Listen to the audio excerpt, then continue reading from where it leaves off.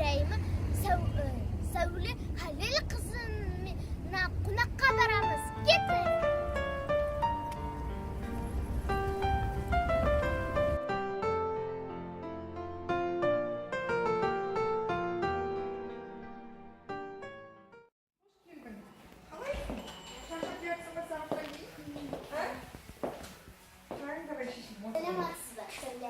Мен сізге қонаққа келіп қалдым.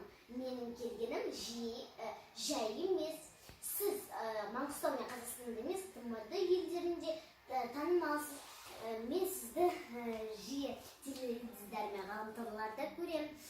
Сіз қоғамға игі істеріңізбен танымалсыз.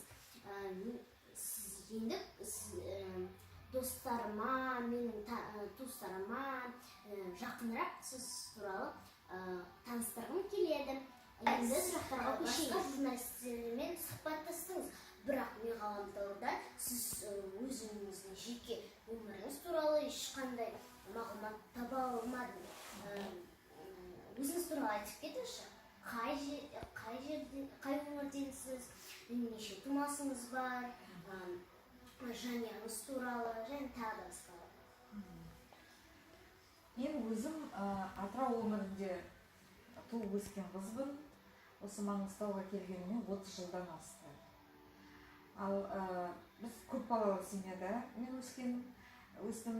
Ата-анамда 6 бала болды. Мен сол алтауының ең кенжесімін.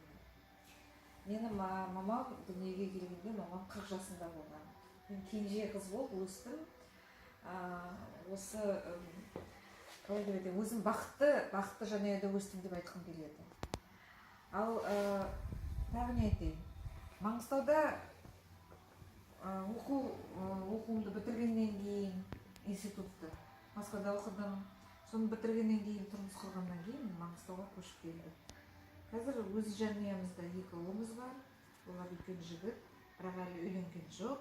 Соны үйлену тойларын күтіп отырмын. Кейде кішілер үлкендерге ақыл ой айтып жатады. Сіздің балаларыңыздан қайсынан сіз ой түйіп алдыңыз?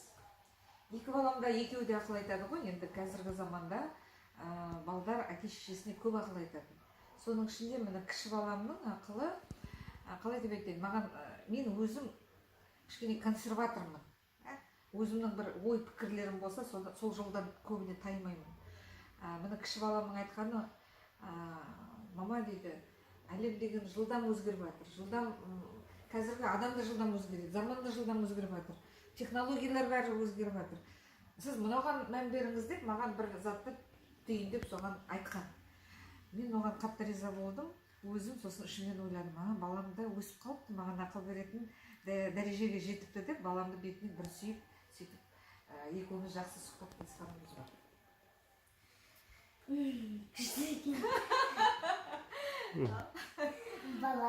Сіз бала кезіңізде қандай арманыңыз болды, және сіз ол арманыңызды жүзеге асырдыңыз ба? Мен кішкентай кезімде, мен есімде қалғаным, соны менің анам да айтатын еді.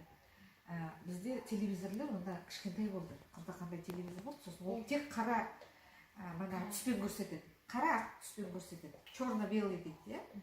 Сол телевизорды мен бірінші рет 74-ші жылыма ата-анам телевизор алады үйге, соны біз қоямыз. Сол телевизорда көбіне совет кезінде балет көрсетеді. Балет көрсеткенде Большой театрдың ішіндегі Москвадағы балеттерін бәрі көрсетіп отырады. Ешкім қарамайды оны, менен басқа. Мен қараймын, отырып алып қараймын екен, сосын телевизор өшіргеннен кейін айтам екен мамама. Мен өскесін соның ішінде жүремін деп. Телевизордың ішінде жүремін деп айтам екен. Сосын бір қызық жағдай, оны мен есімде жоқ, бірақ анам айтқан. Сен телевизордың артына бүйтіп, тумбочканы бүйтіп, қасына өтіп, тығылып жағдың несіне телевизордың артына кіріп қарайтын едім дейді. Қай жерден шығып жүр адамдар деп. Сол кезде мен 5-6-дамын. Сол кездерде. Сонда телевизордың артына қарап, қалай ішіне адамдар кіріп кетті деп, өзім іздестіріп жүремін. Енді сол арманым орындалды деп ойлаймын. Қазір интервьюді көп береміз. Журналистермен кездесеміз дегендей. Сол телевизордың ішінде кей кезде мені көруге болады. Менің білуімше, сіз жақында іс сапарға бардыңыз, не үшін, қайда бардыңыз, сол туралы толығырақ айтып бересіз бе? Мен біріншіден осы бір 4-5 күн болды. Мен айтатыным, бірінші ол бизнес сапар болды. Бизнес сапар үшін Москваға бардым. Бірақ соны мен өзім кішкене желтоқсан айында бір жарнама көріп билет алғым келді. Алла Пугачева деген концерт болды Москвада. Оның концерттің несі, қалай деп айтайын, темасы паскриптум деген сөзді білесің ғой? Паскриптум деген напоследок деп переводится орысша. Напоследок деген қазақшасы мағынасын білмеймін. Сол паскриптум деген 70 жасар Алла Пугачева концерт берді. 8 мың адамдай жиналды. Мен соны іс-сапармен бірге екеуін қосып сол Москваға барып келдім. Өте үлкен әсер алдым деп айтуға болады. Апа, енді қызық сұрақтар қоямын, дайындалыңыз. Сіз мендей кезіңіз қыз болған кезде қандай болдыңыз? Момын, жуас, тентек, сотқар, мектепте жақсы оқыдыңыз ба? Мен кішкентай кезімде жуас болдым. Жуас болғанда мені соқып кетпейді ешкім, ондай жуас емес. Ал жуас болғанда мінезім сондай жуас болған, өйткені мен үйдің ішінде кенжемін. Кенже болғасын менің үлкен апаларым бар, ағаларым бар, үлкен ата әжелерім болды 80-90-дағы. Мен сол үлкен кісілердің қасында отырып, әдепті заттарға маған ата-анам сондай тәрбие берген ғой. Сен кішісің, көп тентек болма, секірме, жүгірме дегендей. Бірақ өзімнің мінезім, мен алғыр болдым. Қолыма түскен затты үйренуге тырмыстым. Соны үндемесем де, сабырлы болсам да, соны жылдам үйренуге тырмысып, мен көп өзіме қазіргі жасайтын заттарымды кішкентай уақытынан бері үйреніп келемін. Сіз өзіңіз үлгі тұтатын адам ретінде сезінесіз ба? Қай қасиетіңізбен? Қиын сұрақ. Өз-өзің мақтаған дұрыс емес болар деп ойлаймын, бірақ солай болар деп ойлаймын. Өйткені мен көп аудандарда, осы қалада да көп әйелдер кәсіпкерлермен кездесемін, сонда олардың тыңдаған, мұқият тыңдағандарын көремін көздерінен. Көп сұрақтарынан өзім соны сеземін. Менен бір ақыл сұрағандарын, менен бір кеңес алғандарын жақсы көретін көздерімен соны көрсетіп тұрады. Қалай деп айтайын, ол солай болар, енді жансұлу. Ал қандай қасиет? Адамгершілік болар. Бірінші өзім солай сезінемін. Екінші, енді шын жүрекпен жұмыс жасаймын. Мен жұмысты, қазір көп мен танымал дегенде, бұл қоғамдық жұмыстан. Қоғамдық жұмысты мен жүрекпен жасаймын. Соңғы рет сіз қашан қуаныштан және көзіңізден жас алып қуандыңыз? Соңғы рет бұл менің туған күнімде болған оқиға. Кіші балам, енді үлкен балам алыста қазір, ал кіші балам қасымызда. Сол кіші балам бір тілек айтқанда, әр ата-ана өзінің баласы өскенде сонда сезеді екен. Балаға қандай тәрбие берген, баланың жүрегіне, имандылығына қандай өзінің, орысша айтқанда, вклад, сондай ата-анасы тек бала өскенде біледі екен. Соны кіші балам маған керемет сөздерді айтқанда, мен сіздің сөзіңіз арқылы, сіздің тәрбиеңіз арқылы осындай болдым дегенде көзіме жас алды. Мен сізді мықты, қуатты, білекті бизнес ару ретінде білемін. Дегенімен не нәрсені жасауға сіздің батылыңыз жетпейді. Мысалы, парашюттан секіру, жаңа кәсіпті бастау, әже болып, немере бағу. Мен осы үш нәрсені де мен өзіме жасай аламын деп айта аламын. Сен, Жансұлу, осы сұрақтарды қойғанда, қазір ойлаймын, менің басыма, миыма кіріп шыққандай болып отырсың. Өйткені парашюттан секіру деген менің уже 15 жылдан бері мақсатым. Соны мен уже бірнеше рет жолдасым айтады, секіруге мен дайынмын, бірақ маған рұқсат бермейтін менің жолдасым. Әже болуға дайынмын, жаңа бизнес ашуға дайынмын деп айтуға Сіз болады. өзіңіз қандай сұрақтарға жауап бергіңіз келеді? Өкінішке орай ондай сұрақтарды сізге ешкім қойған емес. Осы Жансұлу, сенің сұрақтарың қызық екен. Ең қиын сұрақ деп айтуға болады осыны. Соны мен қазір ойласам, ойымда ештеңе жоқ. Мен өзімше ойлайтыным, осы журналистер бәрін сұрайды. Қазір тыйым салуға ешкімге не жоқ қой, жағдай жоқ қой. Олар бәрін сұрап жатыр. Ал қандай сұраққа мен жауап бергім келеді дегенге, мен саған даже соған ештеңе айта алмаймын да. Маған сұрақтың көбін қояды, бәрін қояды. Мен бәріне жауап беремін. Дизайнер болу үшін қандай тән қасиеттер болу керек? Ауыл мен қаладағы дизайнерлердің айырмашылығы бар ма? Жансұлу, дизайнер болу үшін менің ойымша бірінші техникалық білім болу керек, менің ойымша. Екінші, әр затты мұқиятты болу керек, әр затты жасағанда мұқиятпен жасау керек. Үшіншісі, ауқымды көзқарасы болу керек, жан жақты болу керек адам деген. Осы айтқанда вкусы болу керек.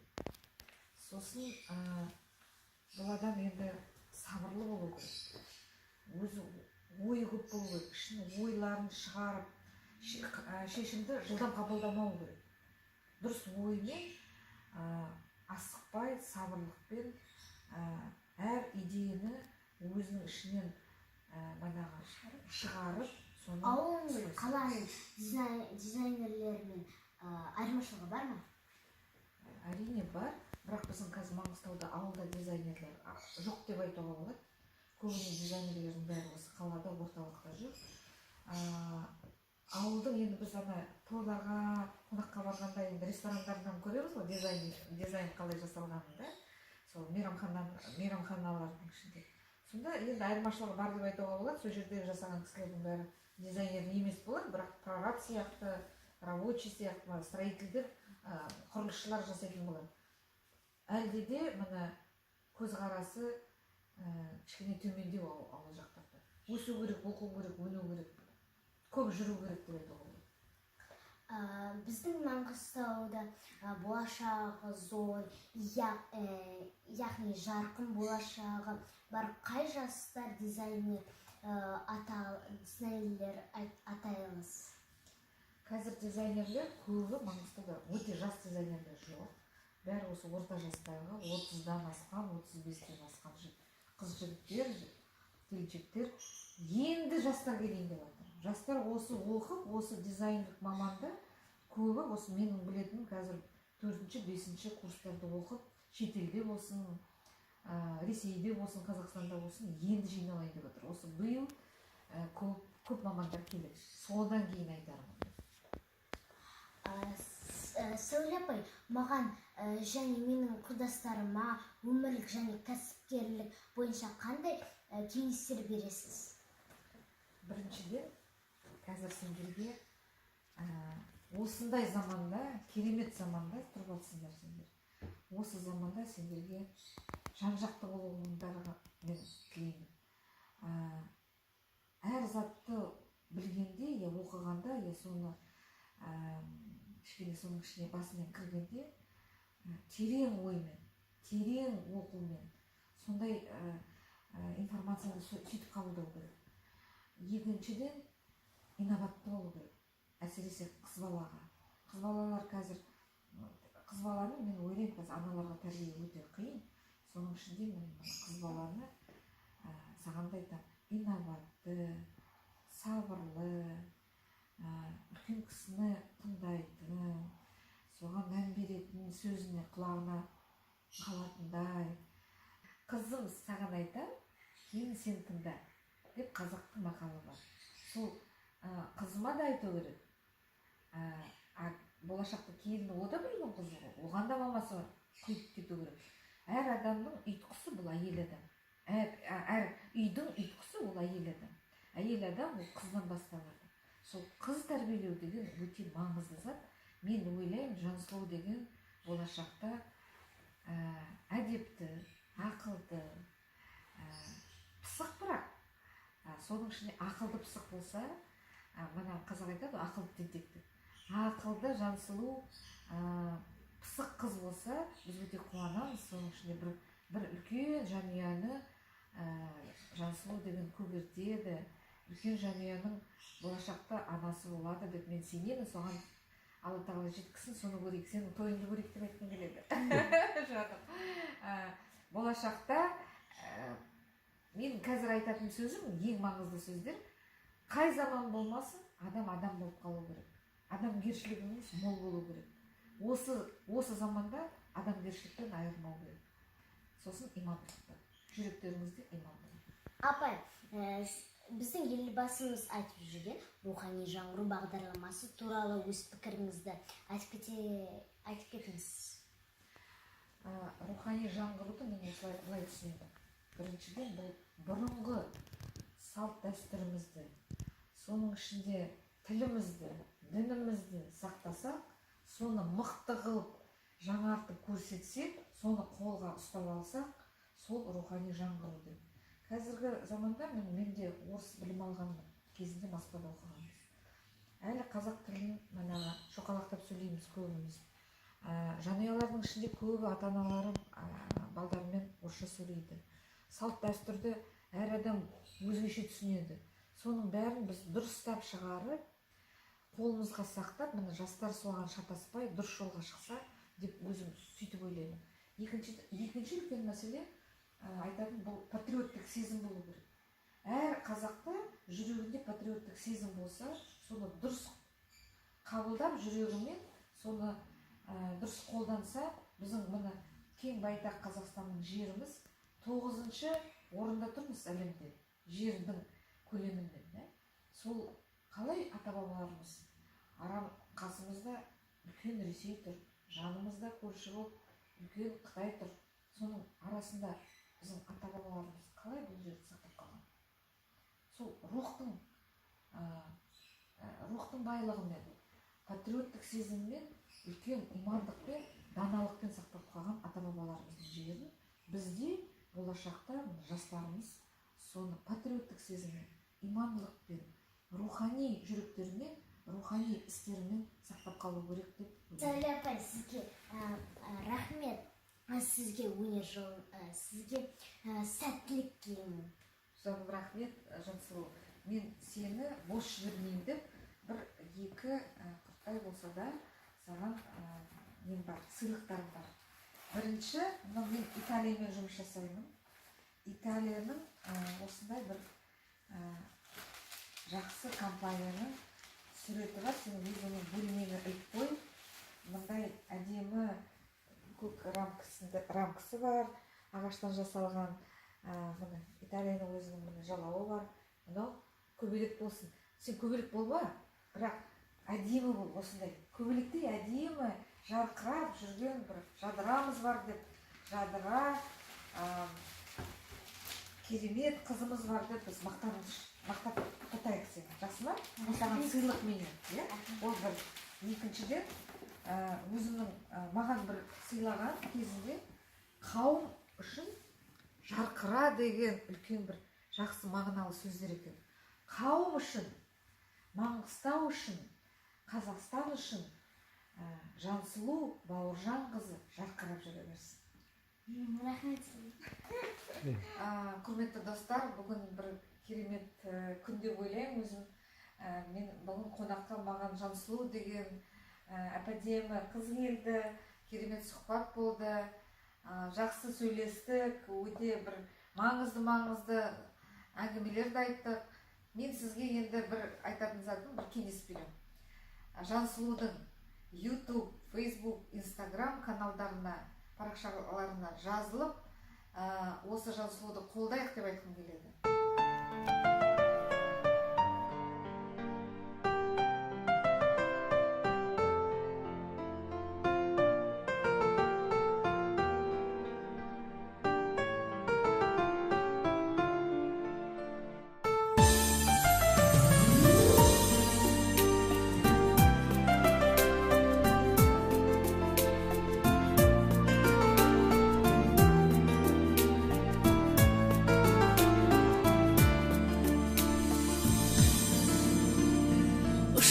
Шақырды Маңғыстаудан шағалалар, ғажайып сыр айтқандай, саған